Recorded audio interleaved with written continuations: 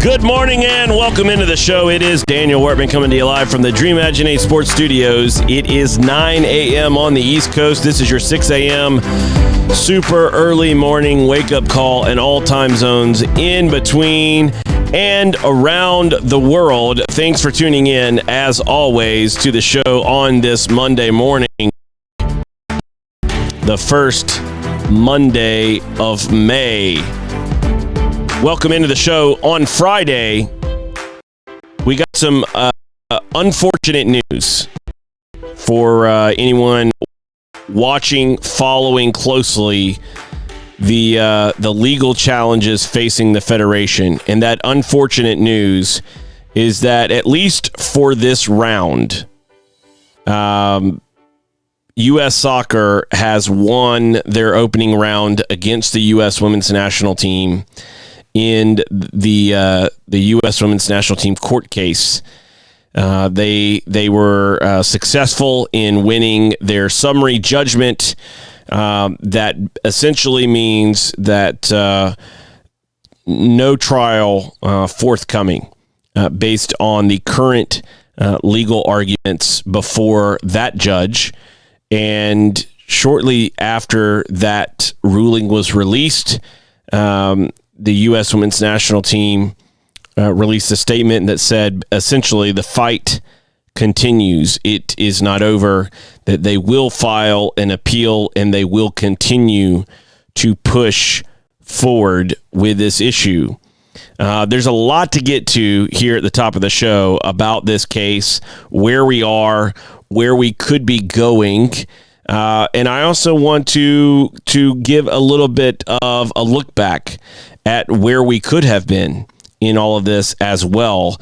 But one of the things that was immediately, known were how the U.S. Women's National Team felt. Both current and former members of the U.S. Women's National Team were very vocal on social media at their displeasure and disagreement over the ruling. One of the U.S. Women's National Team legend, okay, one of the 99ers, legend here, Michelle Akers, she said this is not over. The time is ripe for a new U.S. Soccer to step into their potential. And even though the latest ruling may seem disappointing, U.S. Soccer is right now in the impossible position of trying to save themselves in a 360-degree crap storm of poor performance on the men's side. Inept and failing youth programs, multiple lawsuits, COVID-19 and canceled competitions, massive budget cuts, skittish sponsors, and a pissed off and divided fan base. The one gem they can claim and rally around is the U.S. Women's National Team, and potentially the promise of transformation under the new president, Cindy Parlow Cone. What a fairy tale story it could be for them, ultimately deciding to lead the way globally for equality in women's soccer and integrating both the men's and women's national team programs as equal and viable commodities.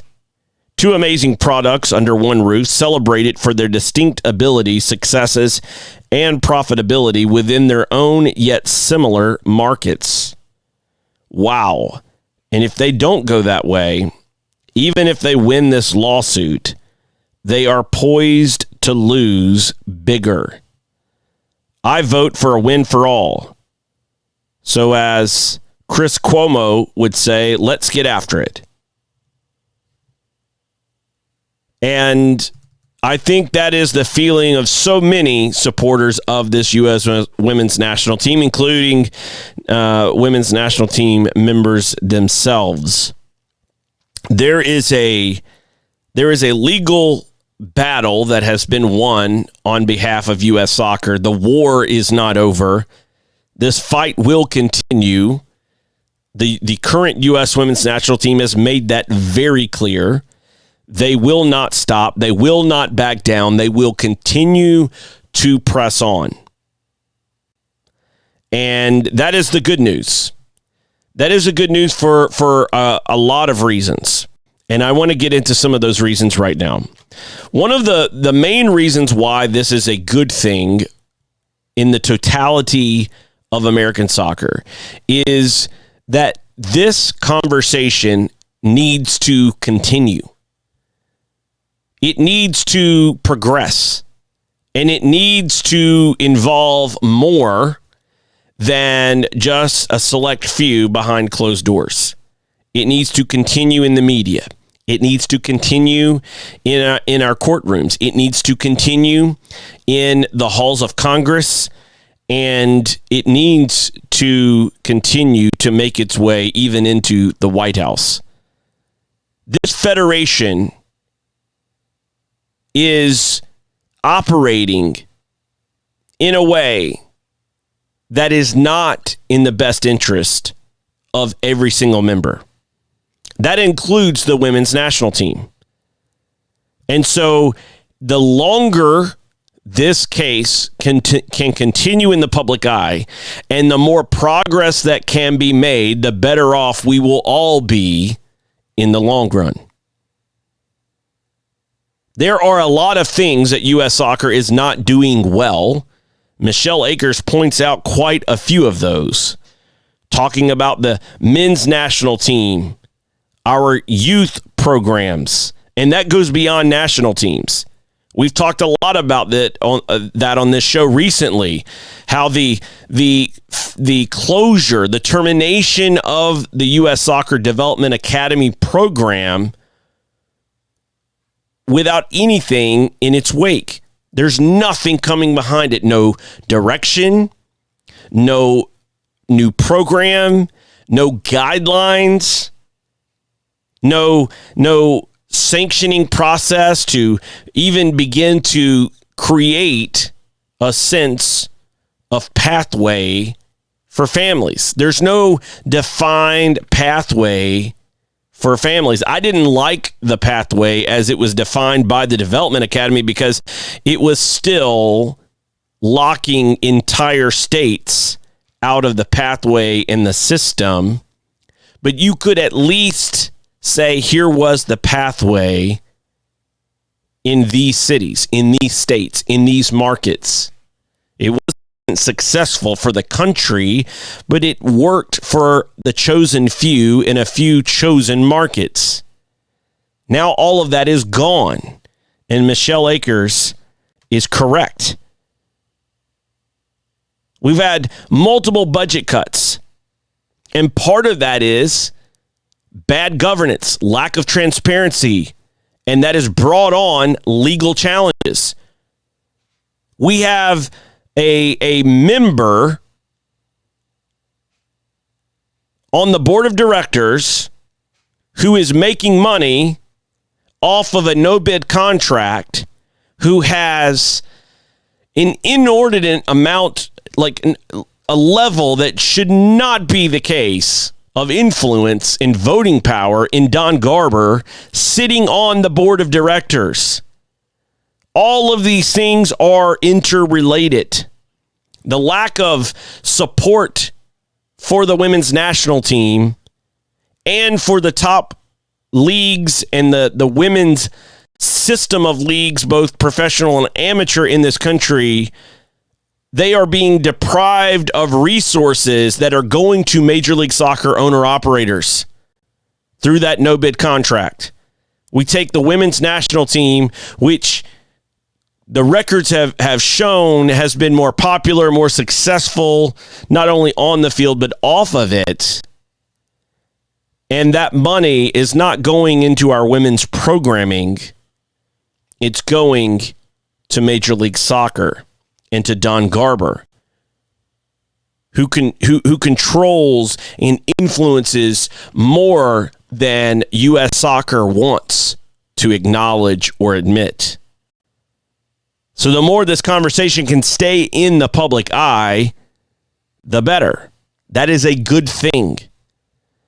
More legal pressure, more public pressure, more pressure from Congress is necessary. It is invited. The scrutiny is long overdue. We have seen also the sponsors speak up and say, we don't like what we are seeing. Well, if you really dig into the U.S. Soccer Federation, you're going to find there's a lot more you don't like. A lot more that happens that shouldn't be happening. A system built on an idea, a philosophy of gatekeepers. U.S. Soccer has a mission to make soccer in all of its forms the preeminent sport in America, yet it operates with a system of gatekeepers that keeps cities, clubs, coaches, states locked out of access and opportunity. Now tell me how those two things line up, mission statement and actions. They don't. That's why this case and other cases need to continue. The fight must continue. And I agree with Michelle Akers that Cindy Parlow-Cone, the new president of U.S. Soccer, has an opportunity.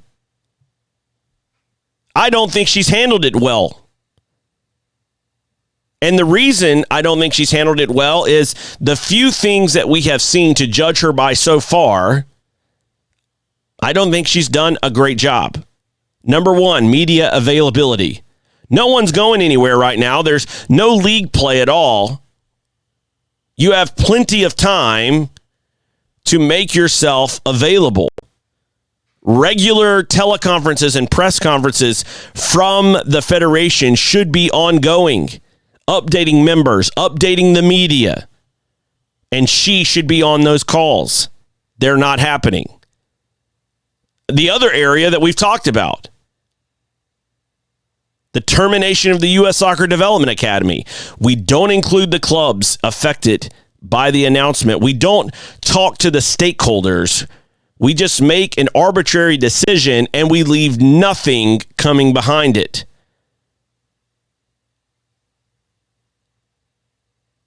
When we look at the few decisions that have been made so far, I would not say I have a lot of confidence that we are heading in the right direction. Now, again, I've said before, the termination of the DA could have been a good thing. It could also be a bad thing. Why? What comes afterwards? The big problem with the DA is that it didn't go far enough. It should have been open to every club based on sporting merit. Period. Plain and simple. U.S. Soccer could have easily done that. They could have administered the game at that level across the country, and they didn't go far enough. And then when they realized that, look, the way we're currently doing it isn't working, they didn't try to fix it. They just said, forget it. You're on your own. We abdicate yet again our responsibilities, our duties to our members. And we're going to outsource those to our member organizations instead. That is what has happened. And that is Cindy Parlow-Cone's record. But I agree with Michelle Akers. I agree that she can bring about change. She could make some real strides to change things. Learn from these recent and first series of missteps and improve and get better. That's what we all want. And I'm sure that's what Michelle Akers wants as well. She said as much. Lastly, I want to say this. Back in the 2018 presidential election cycle, U.S. Soccer members had an opportunity to avoid this entire mess. They had a real opportunity. The men's national team had failed to qualify for the World Cup.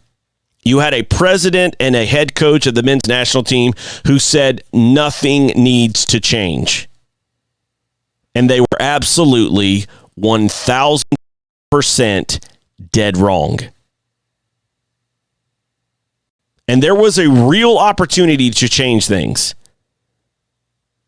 to bring in new leadership that was not part of the inside. You have Sunil Gulati, Carlos Cordero, Cindy Parlow-Cone, all insiders. They've all been in and around the upper levels of U.S. soccer for a very long time, and we are here where we are, in the midst of legal turmoil, in the midst of chaos and confusion and uncertainty. All of that could have gone in a different direction in 2018. And it would be a very different reality right now today had decisions been made differently in 2018. I firmly believe that we would not have the legal troubles that we have right now. I believe that our women's national team would have been treated equitably, fairly, and given the dignity and honor and respect that they deserve. I believe that our youth programming would have significantly changed and improved. And our adult amateur and professional arenas would have been addressed appropriately. Instead, we have a situation that we find ourselves in right now with upheaval, uncertainty, chaos, budget shortfalls, legal troubles, and that is not going to end anytime soon.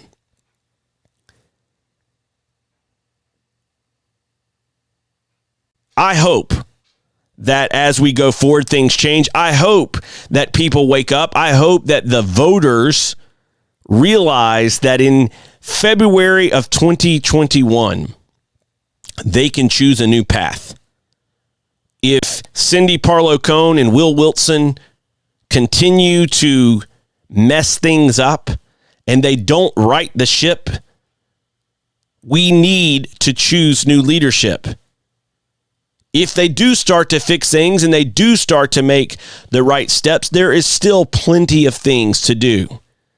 And I hope the members will take that upon themselves, like offering up policy and bylaw proposals and amendments that continue to alter the landscape of the American soccer ecosystem, including governance, transparency, budgeting, how we handle the board of directors. Currently, there is no way to vote out the entire board of directors. That is a massive problem in a national governing body, that its membership cannot vote them out. And having that provision in the bylaws is essential as a measure of accountability. Of course, it's not going to be used regularly and at a whim, but it is a necessary thing. And all of this goes back to the fight continues. The fight continues. And as Michelle Aker said, this is not over. I hope that we see more media covering this and talking about this and looking into this. And we are going to get into this over the course of this week on the show. Coming up after the break, we had an opportunity to speak to Terry Brennan recently and record an interview with him looking at governance, looking at this federation. He's written a series of articles covering U.S. soccer and Major League Soccer as a single entity, and we're going to bring you that interview here coming up just after the break. That's going to get into some of these issues that I was just talking about right here at the top of the show. But before we do, Ductic Brand is a company that was founded by players and not just players, but players who want other players to have opportunities, resources, resources, tools to make you better as a player or as a coach. And you can check out some of those resources at ductigbrand.com. Again, that's DUKTIG brand.com. And when you place an order, use promo code DWShow and you'll get 10% off of that order at ductigbrand.com. We'll be right back after this.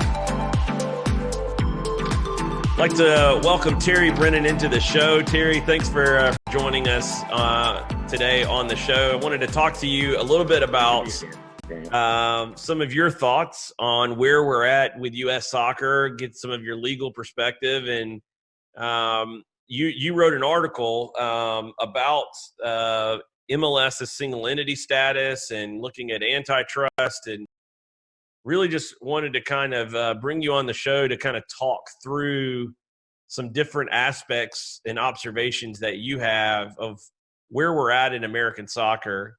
And first, I really want to kind of get into this aspect of the legal landscape with the Federation. They're bleeding millions of dollars per year with all these legal troubles. And it doesn't seem to be stopping anytime soon.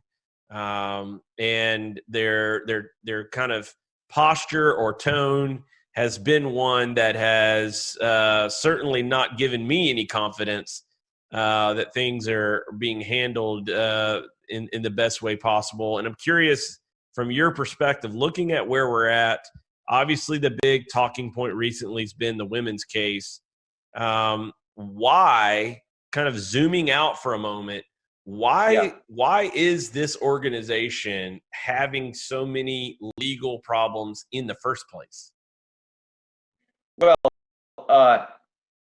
that's a little bit of the age-old question. When you get sued, is it your fault or is the other person crazy? I think that the lawsuits have piled up to such a degree that I think, honestly, the way I see it is they're getting sued because there's a lot of things out there about the way they do business that is leaving them open to attack. So, and you know, at the same time, you know, I like to sometimes link a lot of things back to the market. You don't have a market that kind of channels all of those problems. So people are going to go the legal route when they don't feel that they have a recourse within the normal process that you know, you can go through outside of court. So there's not a lot of avenues for people to kind of air their grievances and try to make changes within the organization. So, you know, unfortunately, there's going to be plenty of lawsuits in those circumstances because, you know, a lot of times the courts are the last resort when you feel like you're not getting anywhere with, you know, the opportunities that you have or lack thereof, within the normal process. I use this statement a lot when I'm talking to clubs or organizations, businesses, etc.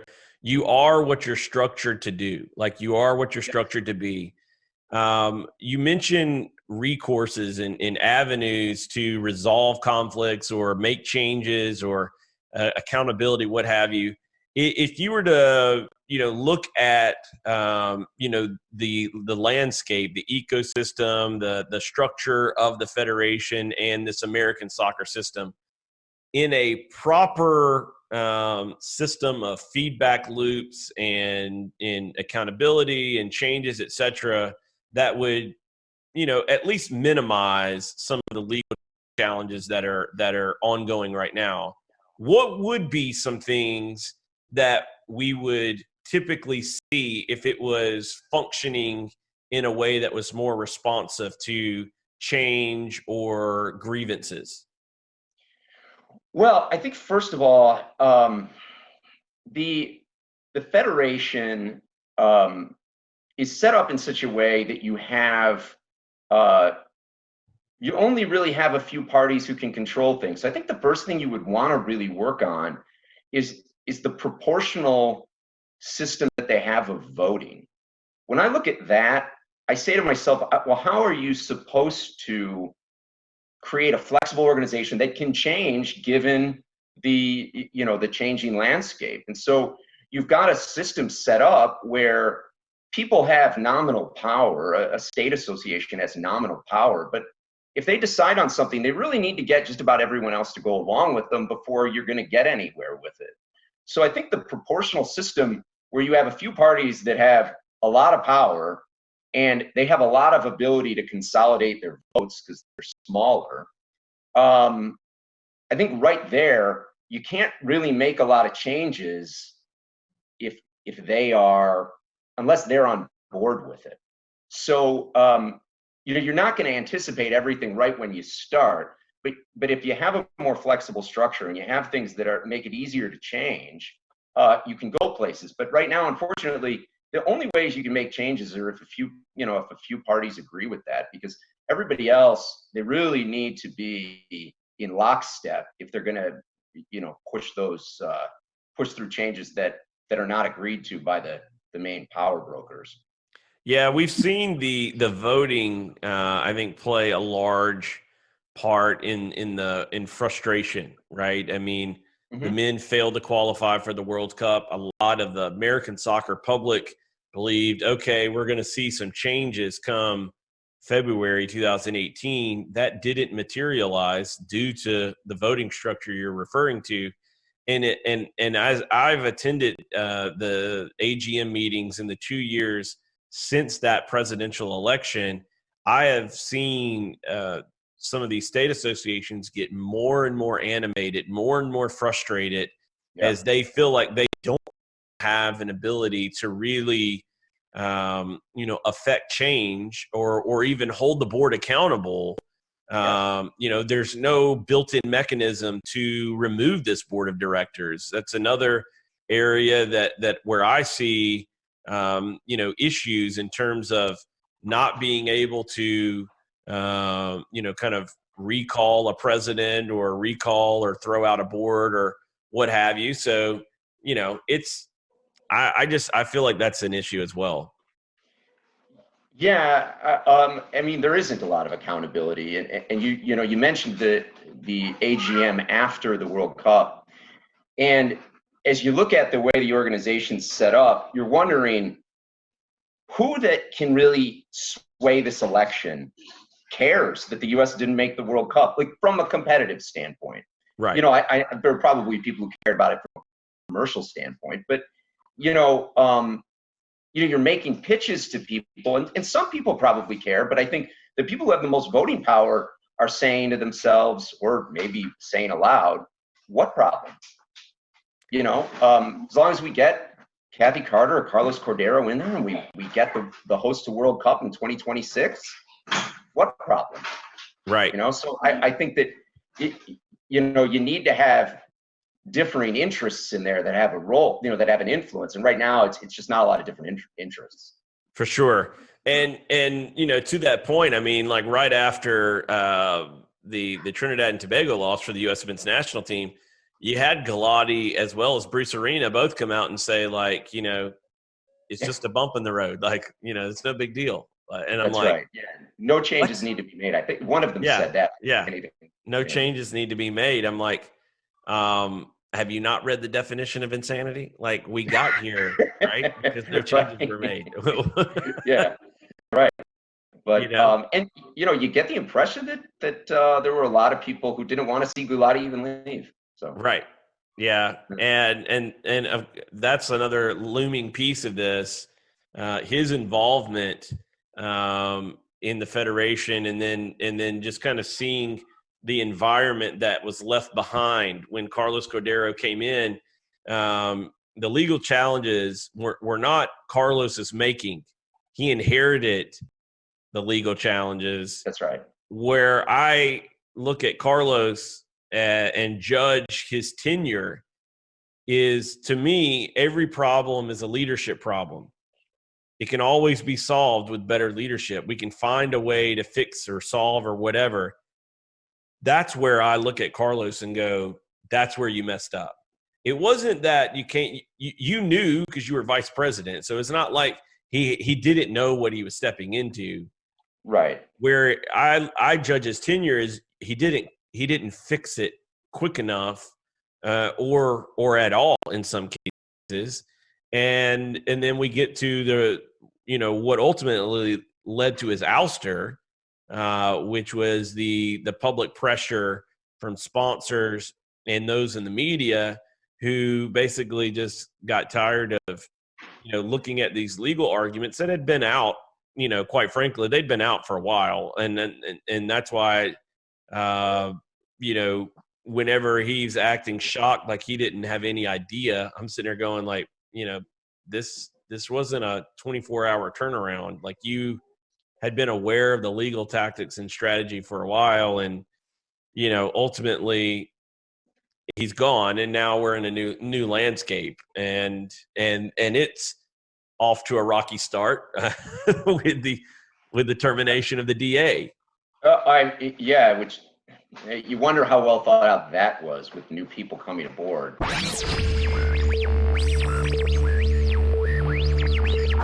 Welcome back into the show. We've got Terry Brennan again with us.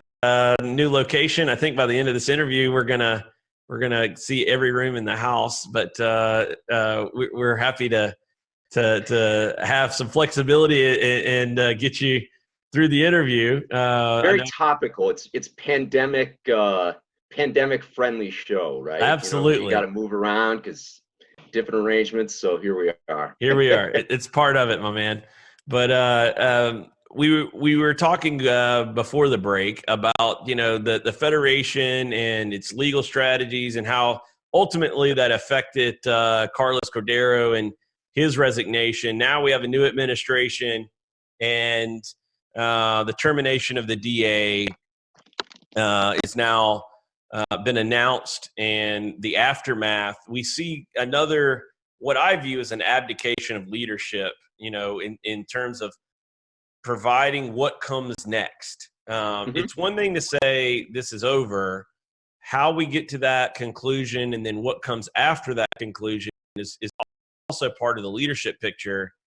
And the very first you know, comments you were making about you know, the federation and paths to air grievances. This is another area where I think there's some issues. You're seeing clubs scramble all over the country, trying to figure out this landscape. There was not a great pathway, but there was a forced pathway through Major League Soccer and some other pay-to-play youth clubs that were kind of acting as conduits to the youth national team. Now that's all kind of been blown up and it's all up in the air.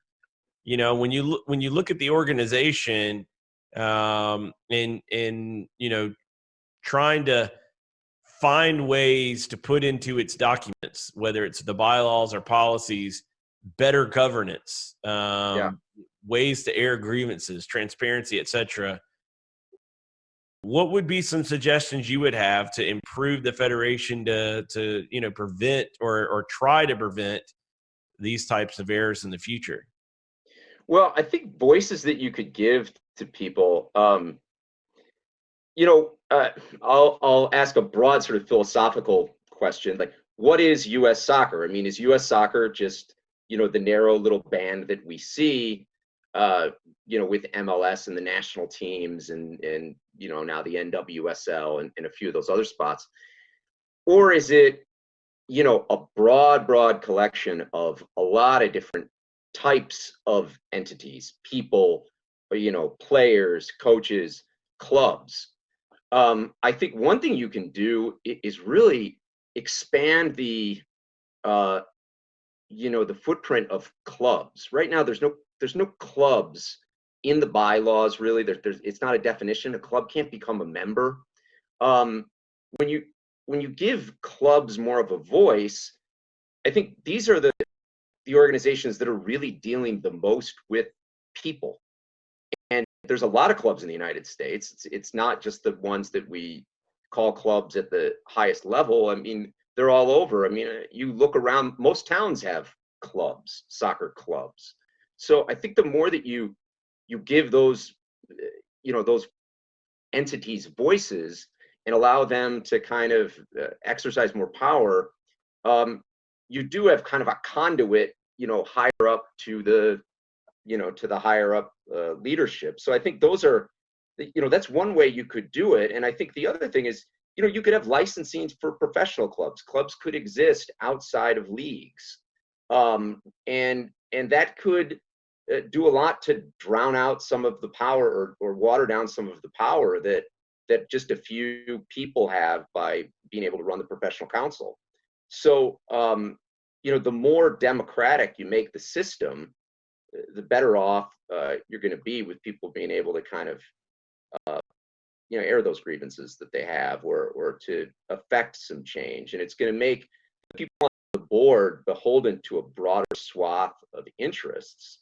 And in that way, they're going to maybe be a little bit more cognizant of what people want. Right. Now, I want to get to your article here that you wrote in 2017 and getting into MLS as single entity and its relationship with antitrust law. Sure. When you did your kind of look at Major League Soccer as a single entity, I think there's a lot of miseducation, misconception, et cetera, about how MLS is structured and how it operates versus what people assume a soccer club is. Yes. Right. And so the first kind of distinction here of a single entity, from a definition standpoint, could you provide the way MLS is legally structured as a single entity versus what you would typically see in, let's say, the Premier League with, the likes of Liverpool, Manchester City, et cetera, in a league versus Major League Soccer as a single entity? Could you give that definition that would kind of explain a little bit of the difference in the two? Yeah. This is kind of, and I'll expand on this, but kind of the simple way to describe it is in a single entity, the league creates the teams, and in a different kind of system, like say you mentioned the Premier League, the clubs create the league. So it's a group of clubs getting essentially. I mean, I know it's been a while since they actually made this decision, but a bunch of clubs getting together and deciding they're going to play each other. Whereas MLS, it flows the opposite direction, where you have the league is deciding whether a team is going to exist or not. So that would be kind of the colloquial way to say it. From a legal perspective, I mean, MLS is an LLC, and the investors in the LLC pay in for the right to own or operate a team. So it's branched awful lot from that, and I have to confess, I don't know all of the legal arrangements of MLS because they don't have a lot of that out there. So I don't know the specific agreements that are going back and forth, but essentially, well, not essentially, MLS is an LLC, and it has you know, kind of investors in that LLC and members of that LLC, and those members can operate teams, and they share in a significant part of the common revenue. MLS to some degree owns player contracts. There's some exceptions to that. I think that the owners can keep their gate receipts. They can keep 100% of the sale from a homegrown player. They fund their own academies in large part. So there's elements of autonomy to it, but it's all kind of stringing off of that common structure. And so as you were looking at MLS, let's call it 1.0, back before they reached a level of expansion, which I think is in large part due to their subsidies from the Federation with their no-bid contract through Soccer United Marketing. But before that contract, they were heading for extinction. It was not working. The league was contracting. The idea had failed, essentially, as a business, as a soccer league. It had failed, and was going under until the creation of Soccer United Marketing, which is also owned by the same owner operators of MLS. That's right. Right. So it's another LLC. Yeah. They own, a share in each, are members in each LLC. But in terms of the single entity, for the purposes of filing the single entity and the purposes of your article in examining that single entity status and the Sherman antitrust laws, is it by definition that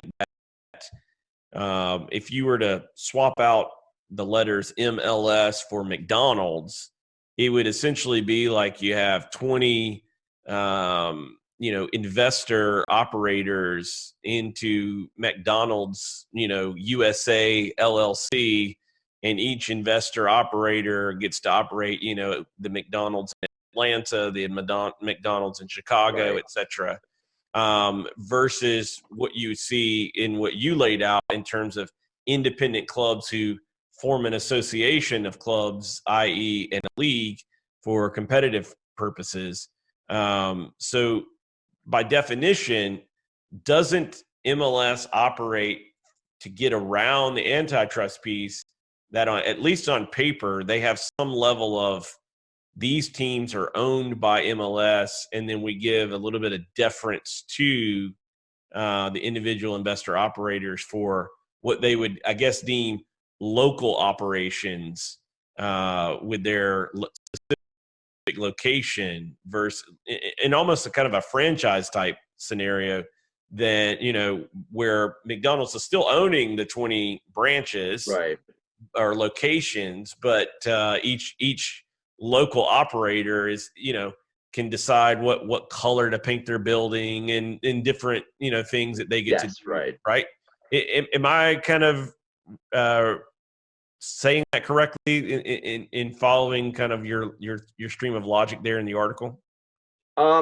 Yes, I think at a general level, yes. I think what you're dealing with is it's not quite as cut and dry as you're as MLS is McDonald's with its various McDonald's stores throughout the country. The way the courts have gradually come to it is that it's a totality of the circumstances test. So you're going to look at it and look at all of the circumstances. So the most obvious instance of where something would be a single entity would be the example you gave of McDonald's, where you have McDonald's LLC and you just have a bunch of franchises out there. Well, that's not that's not a conspiracy. You can't conspire within your particular, within one entity.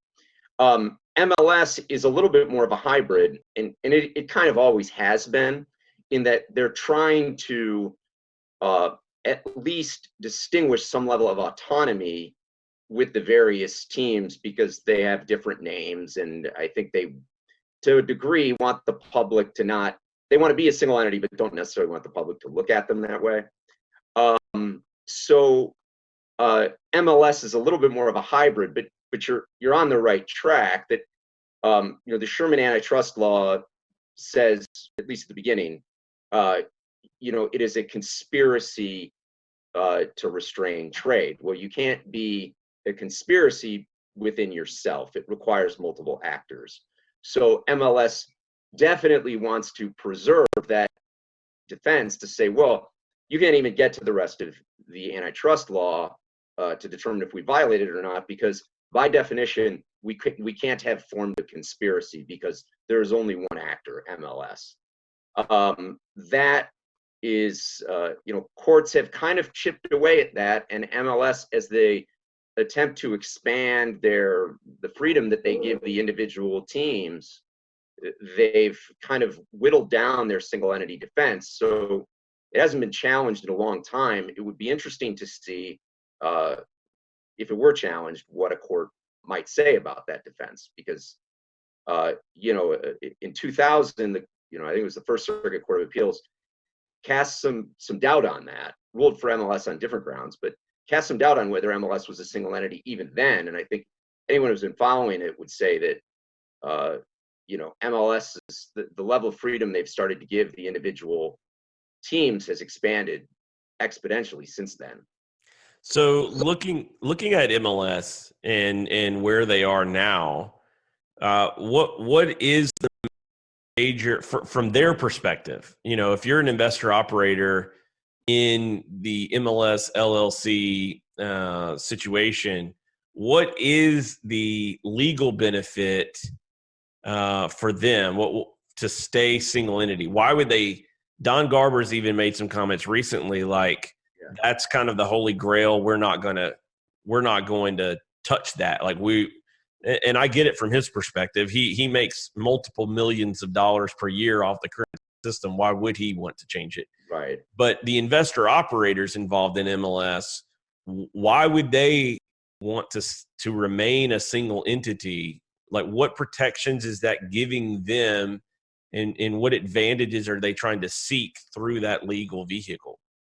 Yeah, well, to back up just a step, for an antitrust claim, there's kind of two components, and one is this threshold question of whether there is, well, put it this way, at a general level, an antitrust violation is where parties engage in a conspiracy to restrain trade. So you can look at that in two parts.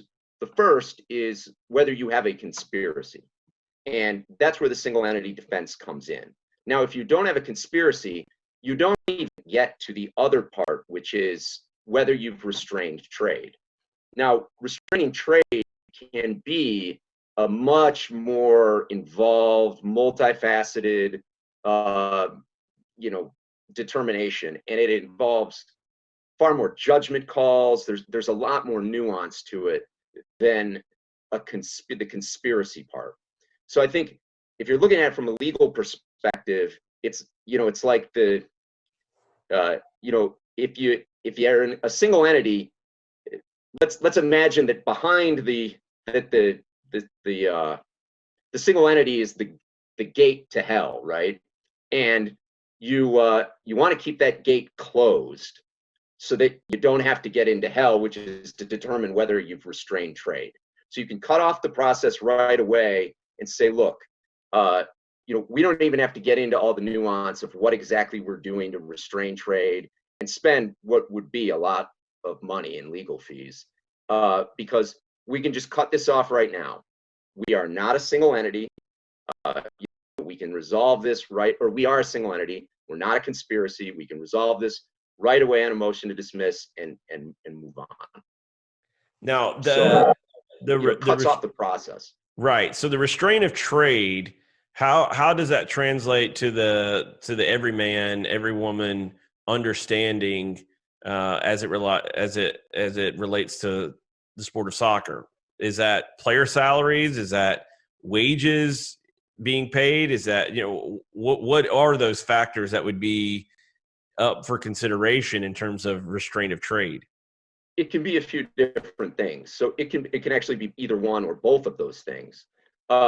It's a tricky situation in the United States in U.S. soccer, I should say, because The most effective antitrust cases, at least so I'm told, I've never actually I've never actually tried one, but the most effective antitrust cases are the ones that show a substantial amount of consumer harm. Restraint on the labor market is typically not as effective of a case. So both can be restraints on trade, but when you're looking at MLS and you're looking at U.S. soccer, even if you were to win that, the conspiracy portion, the restraint on trade is a little bit trickier. There's some restraints on the labor market, that's true, and that can technically be an antitrust violation. But if you're looking at the consumer harm, that's a little bit more intangible and a little bit more difficult to kind of show. So you can't necessarily show real dollars that are affecting the consumer by the restraints on trade that are in effect in MLS. So if you were to grasp at straws here, trying to find examples of what restraint on trade would be on a consumer side, would that be like ticket prices, merchandise pricing, et cetera? Would that be an area that you would look at affecting the consumer? That could affect the consumer, yes. But I don't know that MLS is using the kind of cartel to drive up prices. So the idea is you eliminate competition, or the danger is that any group of firms in a particular industry eliminates competition, and then they can just drive up the prices everywhere, and that's going to hurt the consumer. I don't know that there's a lot of evidence that MLS is specifically engaged in that kind of consumer harm. I think it's more fan harm. So, in terms of looking at the situation with MLS, they're really not a lone actor here. I mean, they have the single entity status, but both leagues that they have propped up have been single entity leagues. The NWSL is the most recent attempt at this, with really kind of an MLS 1.0 blueprint. And then kind of now obviously MLS in its current form. But U.S. Soccer is involved with Major League Soccer, and they're literally in business together with Soccer United Marketing. How problematic is it from a governance standpoint to have the CEO of the Soccer United Marketing and commissioner of Major League Soccer, who has a no-bid contract with the United States Soccer Federation, to be on the board with so much voting power of the nonprofit body that's literally giving you the funding on one side and the sanctioning power on the other side in terms of divisional status to prop up your entire business. If you're looking at this from a governance standpoint, how wise is that to have that type of individual with clear conflicts of interest to be having so much power within the U.S. Soccer Board and the U.S. Soccer Federation in general? Well, that's partially the argument that the NASL is making in their antitrust case, is that the conspiracy is not MLS teams that are doing this. The conspiracy is, in fact, MLS, Soccer United Marketing, and the Federation, who are conspiring to restrain the NASL in ways that you mentioned, many of the ways you mentioned, with the voting power, with the professional league standards, with the relationship between Soccer United Marketing and the U.S. Soccer and MLS. Right. So when you're looking at it from that perspective, that is the kind of the conspiracy that they've articulated. I think that from a governance standpoint, I think to ask the question is to know the answer, right? I think that the conflict of interest is a problem. I think you can't, all of those things put together, I think, make it very difficult for any other actors to get going, because the competitive interests of the people who are running things right now are not aligned with that. I shouldn't say the competitive interests, the business interests of the people who are aligned with that, are not aligned with that. So, even if you want to start a rogue league and try to get to the Division One sanction, theoretically you could do it, but you have a lot of powerful people who don't have an interest in that. And as you pointed out, that's part of the NASL court case that is ongoing. One of the cases that is bleeding U.S. soccer of millions of dollars in legal fees, which, like I said, is a little, I look at it as a little self-inflicted wounds, etc. When you look at the overview of the federation, its relationship with Major League Soccer, and the soccer landscape in general, in your article about the antitrust piece with single entity and Major League Soccer, taking all of that into account, what would be the best path forward for a Major League Soccer to really be able to capitalize on the American market, be beneficial for the fans, and as well beneficial for the players and the ecosystem in general? Well,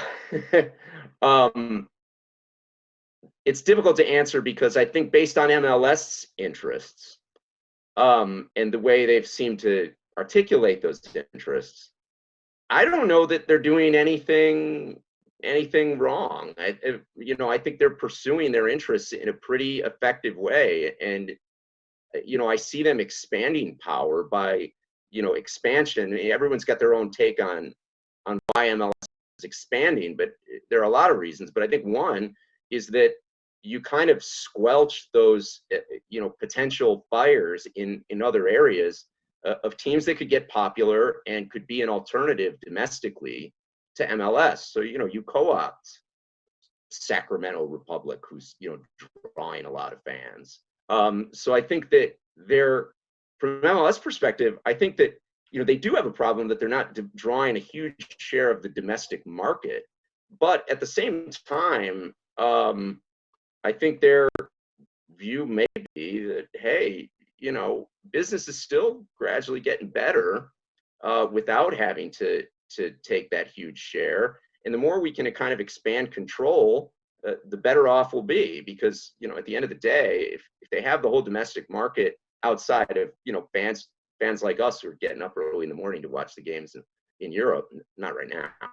Right. I think that I think that they'll be okay with that, because you get the impression they're very comfortable with the way things are going from a business perspective, and the things they're really fighting are changes in that, any kind of drastic changes in that.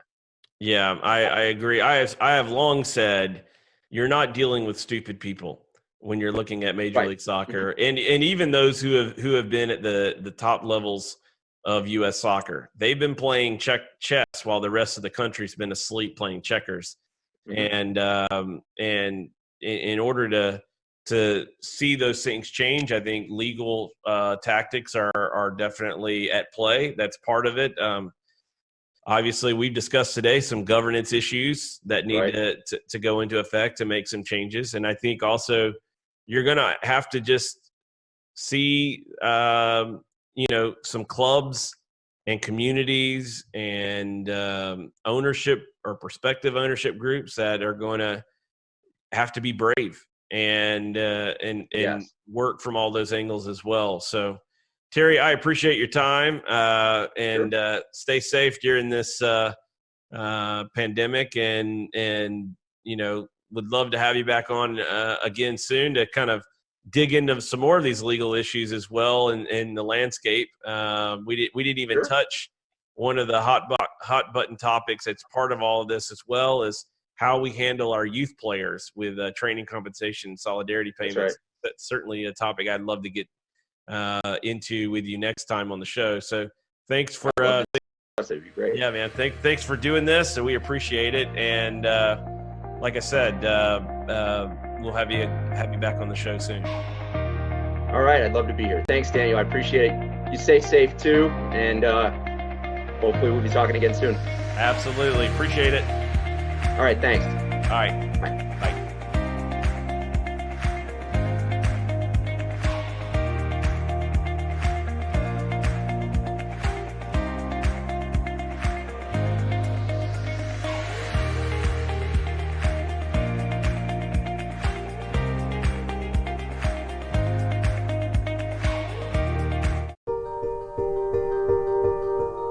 No one, no man, no woman, no child should ever have to drink green water with bugs, with algae, with disease in it. Bad water and a lack of toilets kills more people than all the wars in the world. We know how to bring clean drinking water right now to every single person on earth. And when you can bring water into communities, it truly transforms them. It changes everything. Or you could know that you'd made a difference. You could know that you had truly impacted the life of a family, of a community, of a region. There was either clean water or there wasn't. We believe in a world where every single person has clean and safe water to drink, and we will continue fighting until that happens.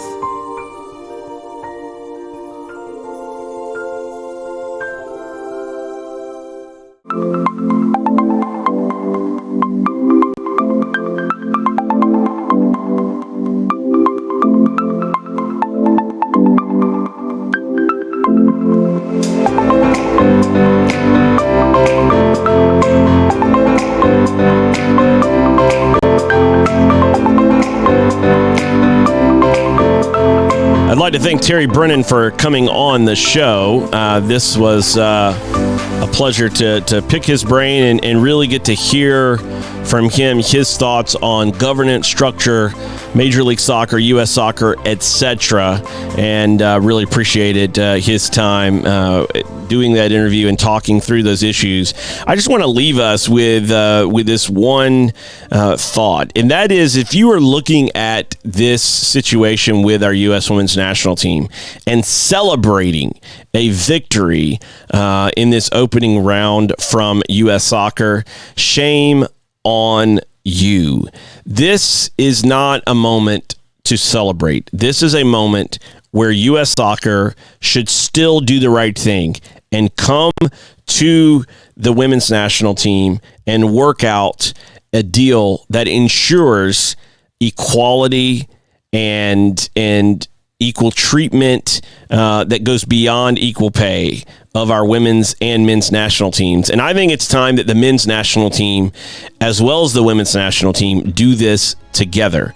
Come together, do this as one, treat each other with dignity and respect, set an example for all the boys and girls out there, and put U.S. Soccer to the test. Make them come to the table and treat both of you in the right way. Thanks for watching the show. We'll see everyone again tomorrow.